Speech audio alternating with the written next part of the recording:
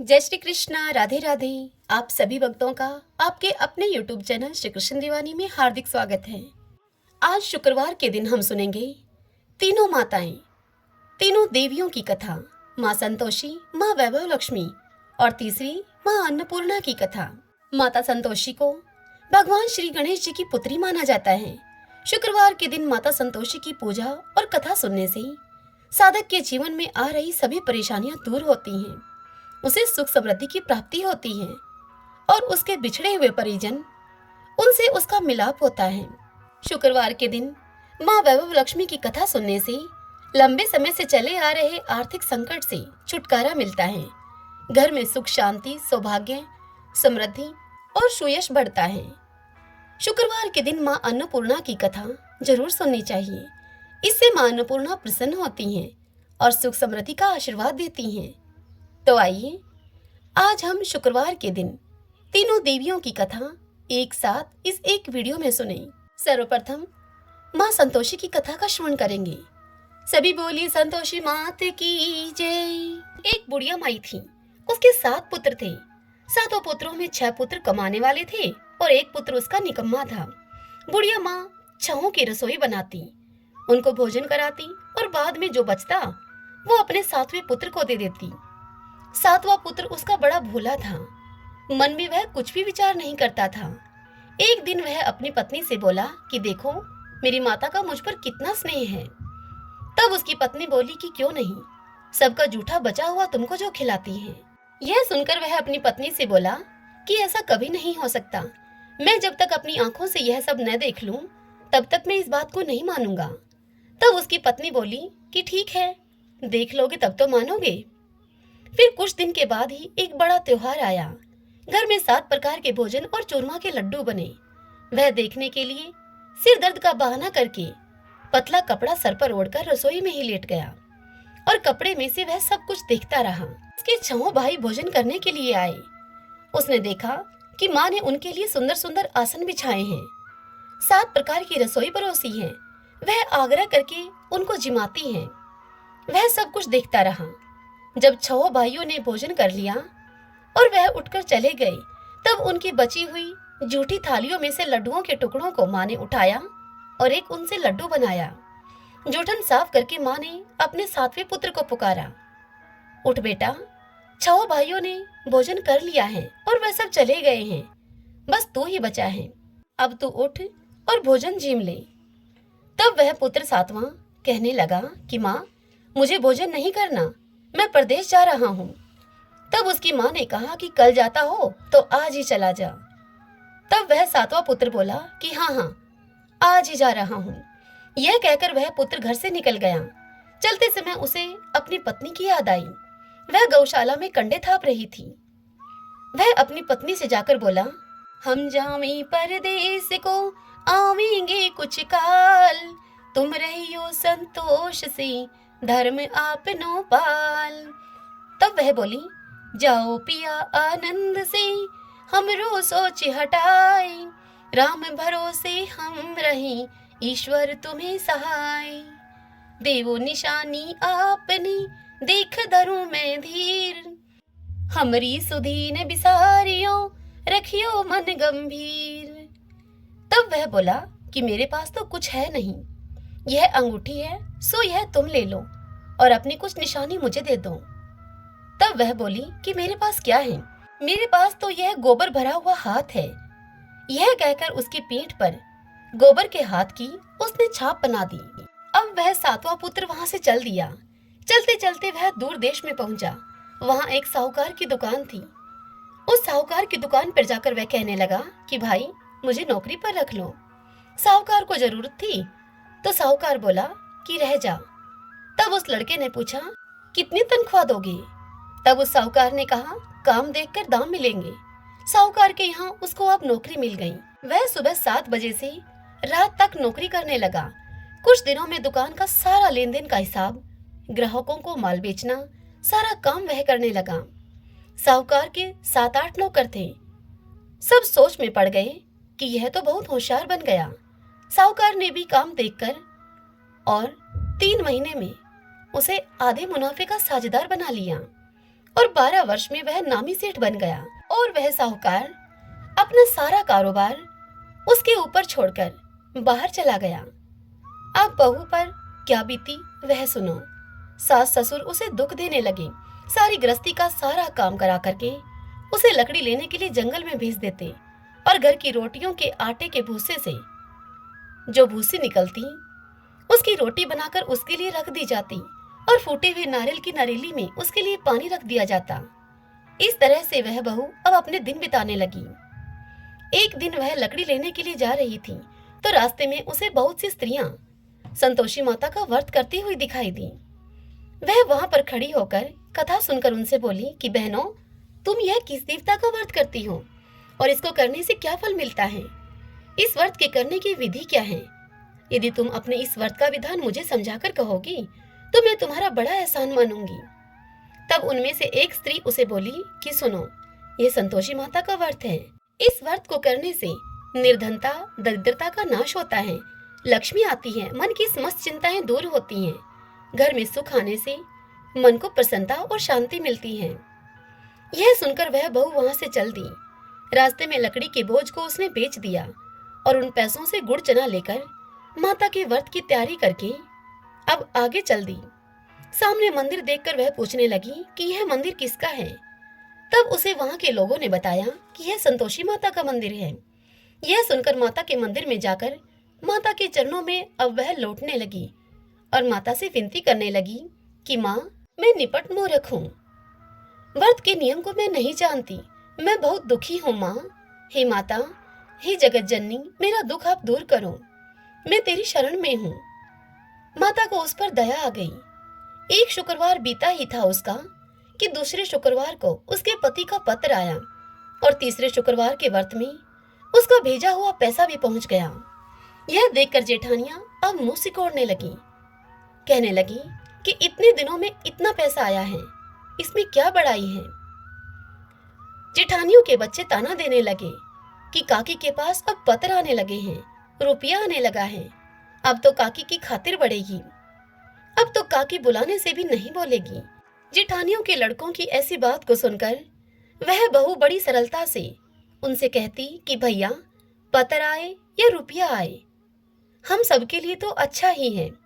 ऐसा कहकर आंखों में आंसू भरकर संतोषी माता के मंदिर में आकर मातेश्वरी संतोषी के चरणों में गिरकर वह रोने लगी, कहने लगी कि माँ, मैंने तुमसे पैसा नहीं मांगा, मुझे पैसे से क्या काम है, मुझे तो अपने सुहाग से ही काम है। मैं तो अपने स्वामी के दर्शन और उनकी सेवा मांगती हूँ आपसे। तब प्रसन्न होकर माता ने उससे कहा कि जा बेटी, तेरा स्वामी आएगा। यह सुनकर वह बहू खुशी से बावली होकर घर जाकर सारा काम करने लगी। अब संतोषी माता विचार करने लगी कि इस भोली पुत्री से मैंने कह तो दिया कि तेरा पति आएगा, पर वह आएगा कहाँ से? वह तो इसे स्वप्न में भी याद नहीं करता है, उसे याद दिलाने के लिए मुझे ही उसके पास जाना पड़ेगा। इस तरह से संतोषी माता उसके पति के स्वप्न में प्रकट होकर उससे कहने लगी कि साहूकार के बेटे, सोता है या जागता है? तब साहूकार का वह बेटा बोला कि माता, सोता भी नहीं हूँ और जागता भी नहीं हूँ, बीच में ही हूँ, कहो क्या आज्ञा है मेरे लिए। तब संतोषी माता उससे कहने लगी कि तेरा घर बार कुछ है या नहीं? तब वह साहूकार का बेटा बोला कि मेरा सब कुछ है, माँ बाप, भाई बहन, पत्नी, क्या कमी है मेरे पास, सब कुछ है मेरे पास। तब संतोषी माता उससे बोली कि भोले पुत्र, तेरी पत्नी घोर कष्ट उठा रही है, तेरे माँ बाप उसे दुख दे रहे हैं, वह तेरे लिए तरस रही है, तू उसकी सुधि ले ले। तब वह बोला कि माता, यह तो मुझे मालूम है, परंतु जाऊं कैसे?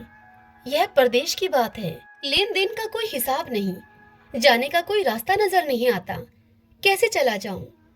तब संतोषी माता उसे कहने लगी, तुम मेरी बात मानो, सवेरे नहा धोकर संतोषी माता का नाम लो, घी का दीपक जलाओ, दंडवत करके दुकान पर जाकर बैठना, तब देखते ही देखते तेरा सारा लेन देन सब चुक जाएगा, तेरा सभी माल बिक जाएगा, शाम होते होते धन का तेरे पास ढेर लग जाएगा।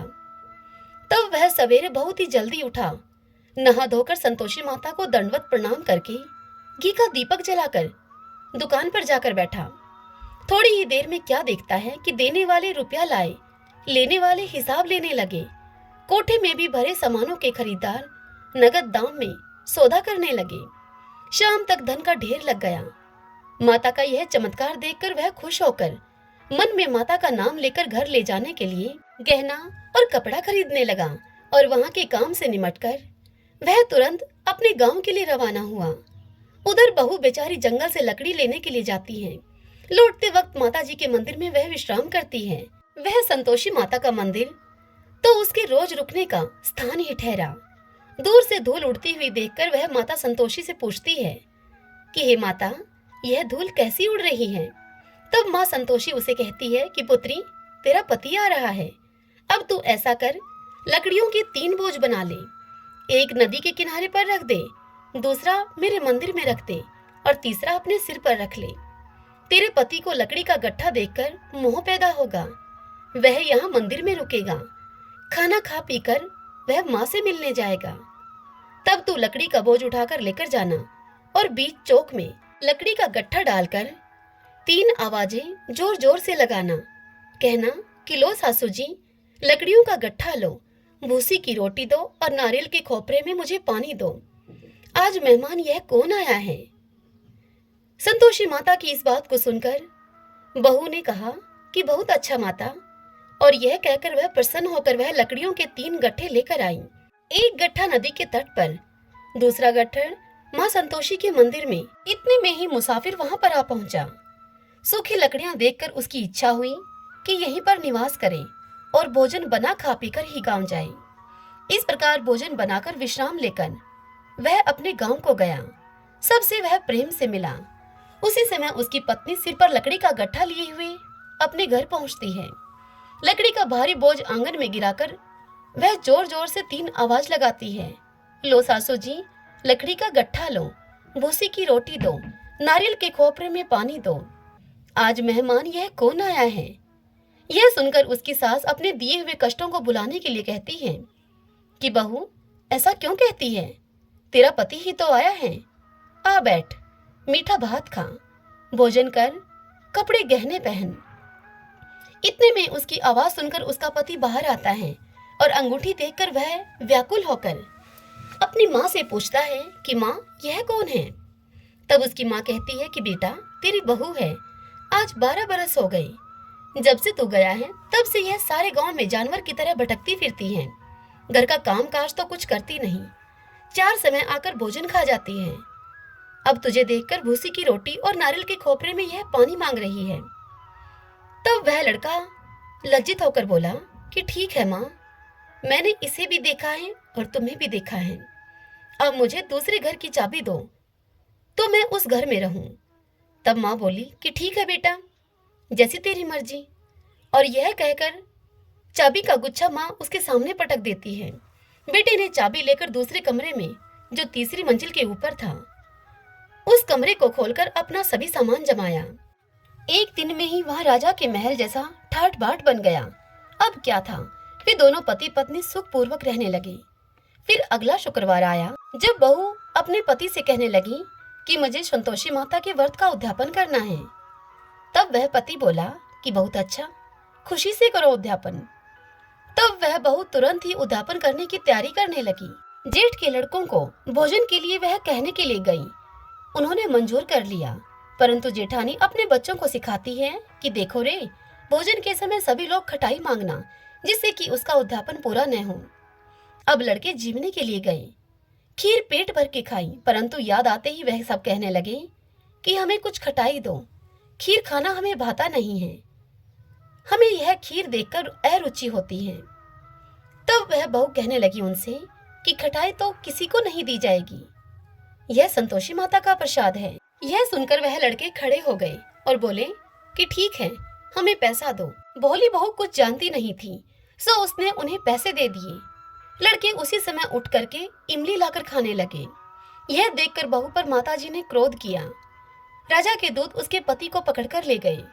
जेठ जेठानी मनमाने खोटे वचन उनसे कहने लगे कि लूट लूट कर धन इकट्ठा कर लाया था, इसलिए राजा के दूत उसको पकड़ कर ले गए हैं। अब उसे सब पता चल जाएगा जब वह जेल की हवा खाएगा। बहू से ये वचन सहन नहीं हुए। वह रोती रोती मंदिर में गई और माता से बोली कि हे संतोषी माता, तुमने यह क्या किया? हंसाकर अब हमें क्यों रुलाने लगी हो? तब संतोषी माता उसे बोली कि पुत्री, तूने उद्यापन करके मेरा व्रत भंग किया है। इतनी जल्दी सब बातें तूने भुला दी। तब वह बहू कहने लगी कि माता, भूली तो नहीं हूं, मैं कुछ अपराध किया है, मुझे तो लड़कों ने भूल में डाल दिया, मैंने भूल से उन्हें पैसे दे दिए, मुझे आप क्षमा करो माँ। तब माता संतोषी बोली कि ऐसी भी कहीं भूल होती है क्या? तब वह बहू बोली कि मुझे माफ कर दो माँ, फिर तुम्हारा उद्यापन करूंगी मैं। तब माँ संतोषी बोली कि अब भूल मत करना। वह बहू बोली कि अब भूल नहीं होगी माँ। हे माँ, मुझे बताओ कि मेरे पति वापस कैसे आएंगे? तब संतोषी माता बोली कि जा पुत्री, तेरा पति तुझे रास्ते में ही आता हुआ मिलेगा। वह घर की तरफ चल दी। राह में उसका पति उसे आता मिला। तब उसने अपने पति से पूछा कि तुम कहाँ गए थे? तब उसके पति उससे कहने लगा कि इतना धन जो कमाया है उसका टैक्स राजा ने मांगा था, वह कर भरने के लिए गया था मैं।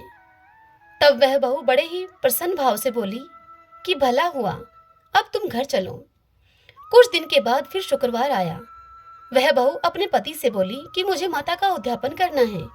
तब उसके पति ने कहा कि करो। फिर जेठ के लड़कों को भोजन के लिए वह कहने के लिए गई। जेठानी ने एक दो बातें उसको सुनाई और लड़कों को सिखा दिया कि तुम पहले ही खटाई मांग लेना। लड़के भोजन के पहले ही कहने लगे कि हमें खीर खाना नहीं भाता, हमारा जी खराब होता है, कुछ खटाई खाने के लिए दो। तब वह बहू बोली कि खटाई खाने को तो तुम्हें नहीं मिलेगी, खाना खाना है तो खाओ। जेठानी के वह लड़के उठकर वहां से चले गए। तब वह बहू ब्राह्मणों के लड़कों को लाकर उनको भोजन करवाने लगी।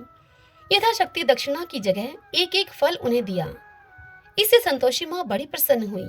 माता की कृपा होते ही 9वें महीने उस बहू को चंद्रमा के समान सुंदर पुत्र प्राप्त हुआ। वह अपने पुत्र को लेकर प्रतिदिन माता जी के मंदिर में जाने लगी। एक दिन संतोषी माता ने सोचा कि यह रोज मेरे मंदिर में आती है, आज क्यों न मैं इसके घर चलूं, इसका आसरा देखूं तो सही। यह सोचकर माता ने भयानक रूप बनाया। गुड़ और चने से सना हुआ मुख, ऊपर सूंड के समान होठ, उसके ऊपर मक्खियां भिनभिना रही थीं।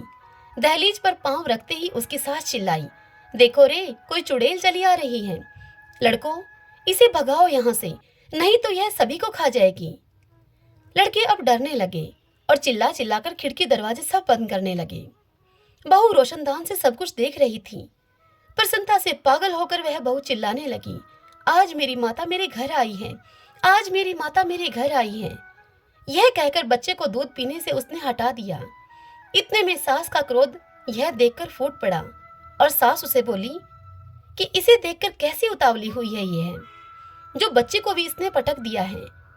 इतने में माँ के प्रताप से जहां देखो वहीं लड़के ही लड़के उसे नजर आने लगे।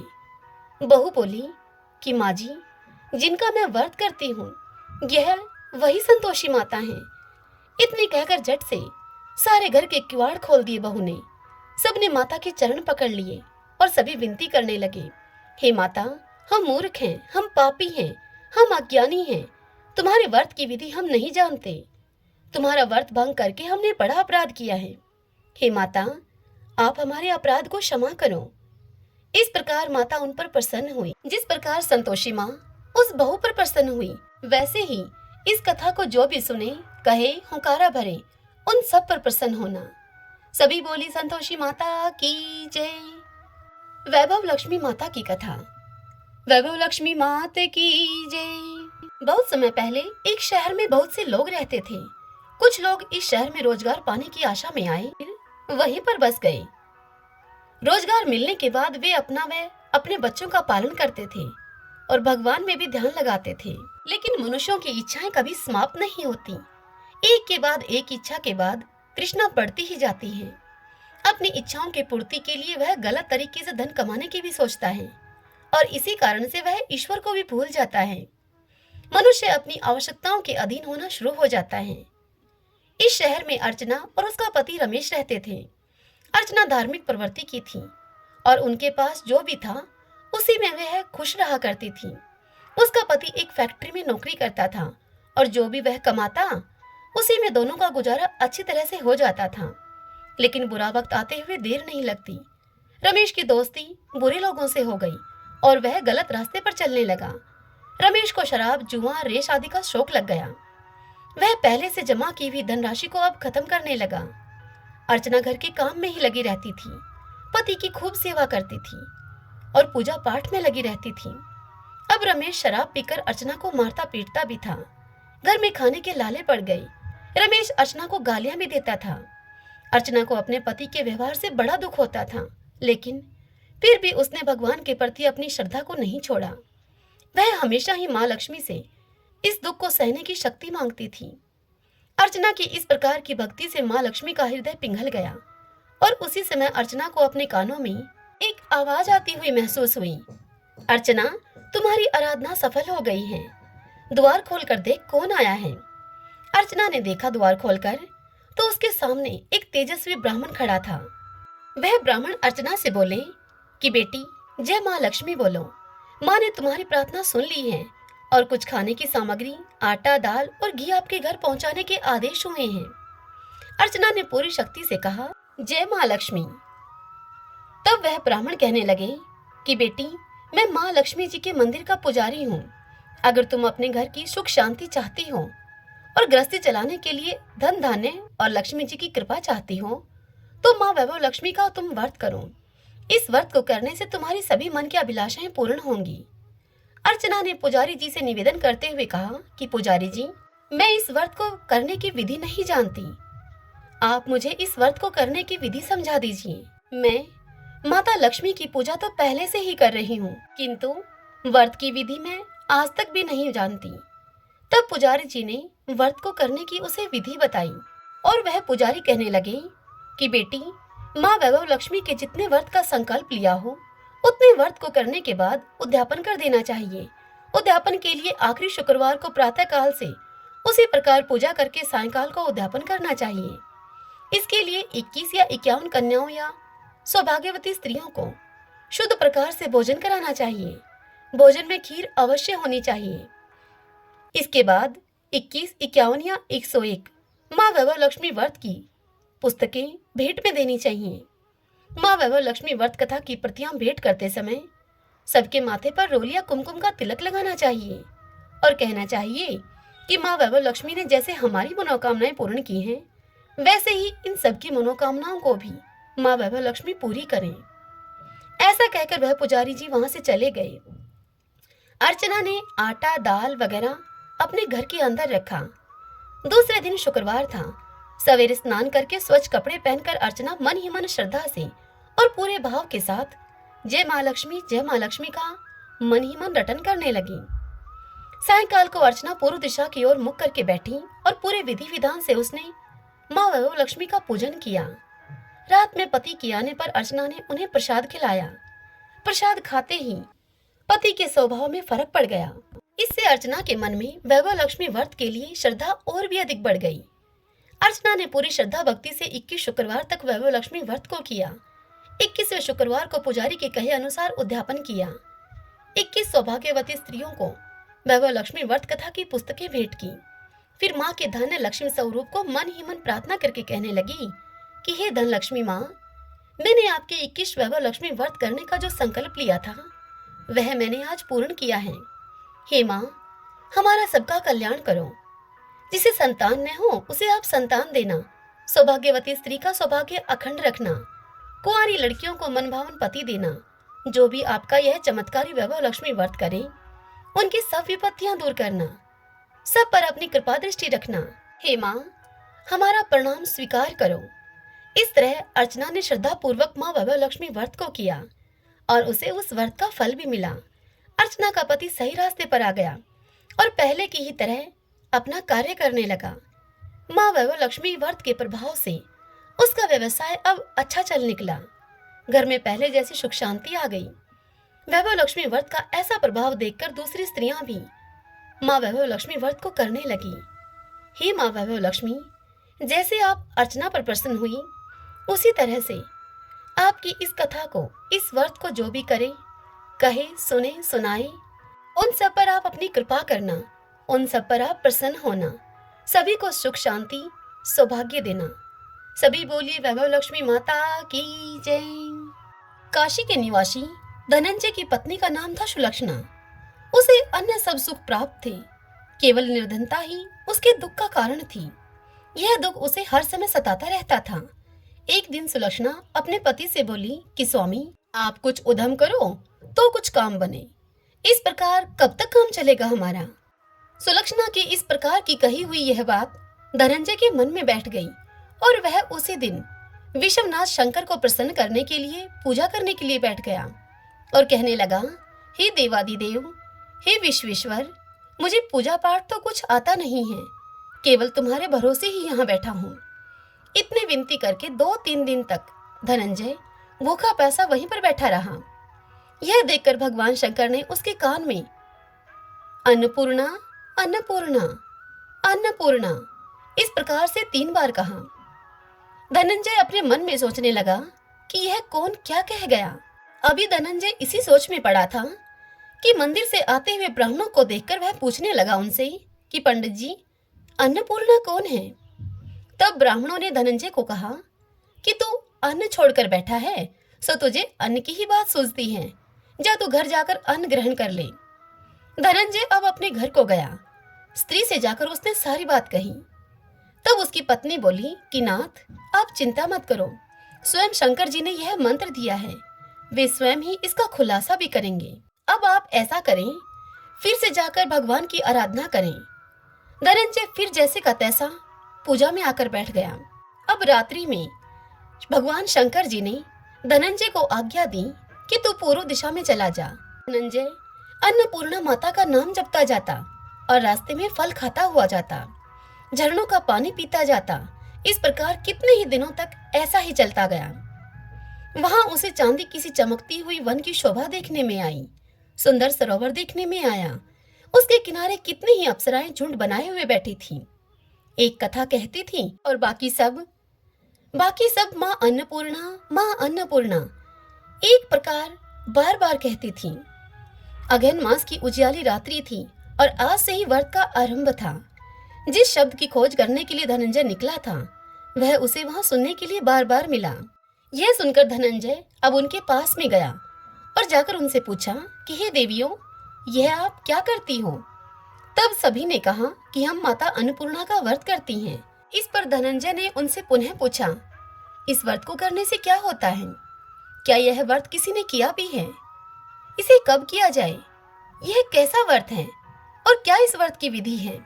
यह आप मुझसे भी कहिए। तब वे सब धनंजय से कहने लगी कि इस व्रत को सब कोई कर सकते हैं। 17 दिन के लिए 17 गांठ का सूत्र लेना चाहिए। 17 दिन यदि न बने तो एक दिन उपवास करें। यह भी न बने तो केवल कथा सुनकर प्रसाद ले लें। निराहार रहकर कथा को कहें।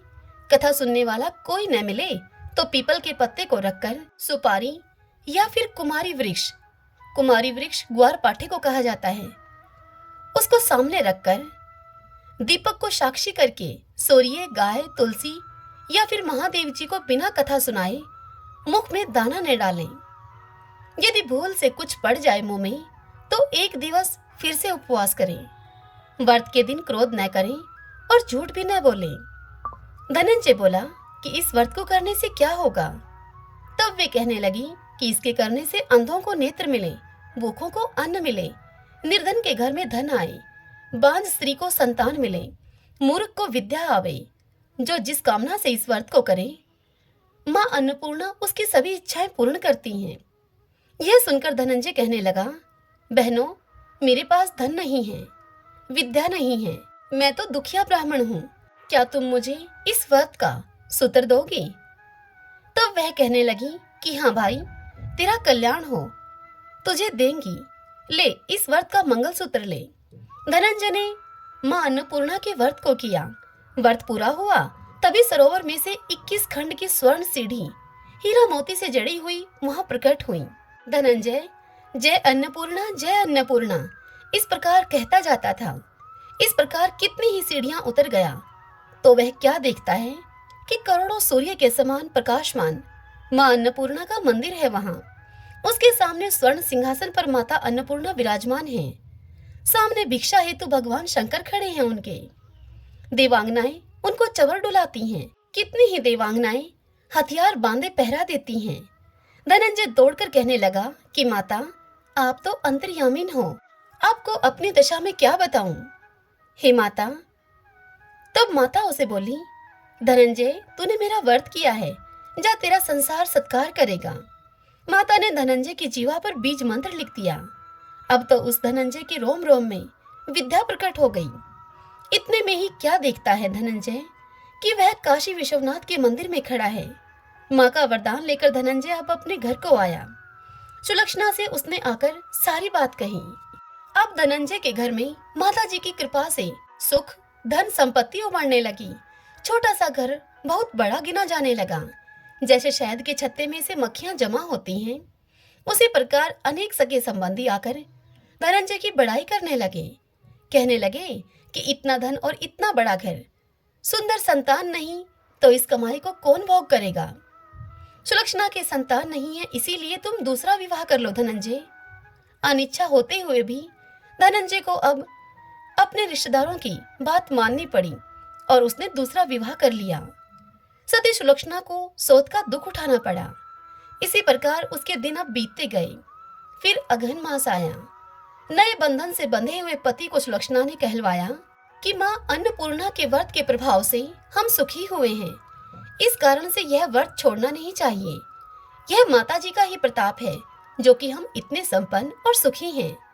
सुलक्षणा की बात को सुनकर धनंजय उसके यहाँ आया और व्रत करने के लिए बैठ गया।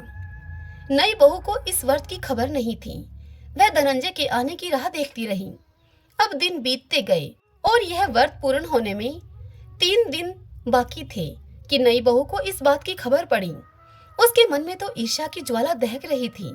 अब वह नई बहू सुलक्षणा के घर में आ पहुंची और झगड़ा करने लगी।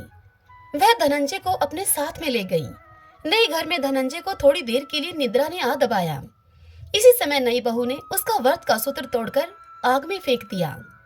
अब तो माताजी का कोप जाग गया। घर में अकस्मात आग लग गई। सब कुछ जलकर खाक हो गया। यह सब कुछ होता हुआ देखकर सुलक्षणा सब जान गई और पति को फिर वह अपने घर ले आई। नई बहू रूठकर पिता के घर जा बैठी। संसार में 2 जीव थे, उनमें से एक ही रह गया। पति को परमेश्वर मानने वाली सुलक्षणा बोली, हे नाथ, घबराना नहीं। माता जी की कला अलौकिक है। पुत्र कुपुत्र हो जाता है पर माता कुमाता नहीं होती। अब आप श्रद्धा और भक्ति पूर्वक आराधना शुरू करो। माता जरूर हमारा कल्याण करेंगी। धनंजय फिर से माता के पीछे पड़ गया। फिर वही सरोवर सीढ़ी प्रकट हुई। उसमें धनंजय अन्नपूर्णा माँ, अन्नपूर्णा माँ इस प्रकार कहता हुआ नीचे उतर गया। वहां जाकर माता जी के चरणों में रुदन करने लगा धनंजय। तब माता प्रसन्न होकर धनंजय से बोली, धनंजय, यह मेरी स्वर्ण की मूर्ति ले और उसकी पूजा करना, तू फिर से सुखी हो जाएगा। जा, तुझे मेरा आशीर्वाद है। तेरी स्त्री सुलक्षणा ने श्रद्धा से मेरा व्रत किया है, उसे मैंने पुत्र दिया है। यह सुनकर धनंजय ने जैसे ही आंखें खोली, उसने अपने आप को काशी विश्वनाथ जी के मंदिर में खड़ा हुआ पाया। वहां से फिर उसी प्रकार से वह अपने घर को गया। इधर अब सुलक्षणा के दिन चढ़े और 9 महीने पूरे होते ही उनके घर में पुत्र का जन्म हुआ। गांव में आश्चर्य की लहर दौड़ गई। मानता आने लगी। इसी प्रकार गांव के निसंतान सेठ के पुत्र होने से उसने माता अन्नपूर्णा का सुंदर मंदिर बनवा दिया। उसमें माताजी धूमधाम से पधारी, यज्ञ किया और धनंजय को मंदिर के आचार्य का पद दे दिया। जीविका के लिए मंदिर की दक्षिणा और रहने के लिए बड़ा सुंदर घर बनवा दिया। धनंजय स्त्री और पुत्र के सहित वहां पर रहने लगा। माताजी की चढ़ोतरी में भरपूर आमदनी होने लगी। उधर नई बहू के पिता के घर डाका पड़ गया। सब कुछ उनका लुट गया। अब वे भीख मांगकर पेट भरने लगे। सुलक्षणा ने जब यह सुना तो नई बहू को उसके मायके से पुलवा लिया, उसे अलग झार में रख लिया और उनके अन्न वस्त्र का प्रबंध कर दिया। धनंजय, सुलक्षणा और उसका पुत्र माताजी की कृपा से आनंद करने लगे। माताजी ने जैसे इनके भंडार भरे, इस कथा को कहते सुनते हुंकारा भरते सभी के माँ अन्नपूर्णा भंडार भरे, सभी पर अपनी कृपा करें। जाकी जैसी भावना तांको वैसा सिद्ध, हंसा मोती चुगत है मुर्दा चौखट गिद्ध। सत्य भावना देव में शकल सिद्धि का मूल, बिना भाव भटक्यो फिरई, खेवई समय फिजूल। सभी बोलिए अन्नपूर्णा माता की जय। मुझे आशा है कि आज की यह कथा आपको पसंद आई होगी। यदि ऐसा हो तो इस वीडियो को आप लाइक करें और कमेंट बॉक्स में माता रानी की जय लिखिए। जय श्री कृष्ण, राधे राधे।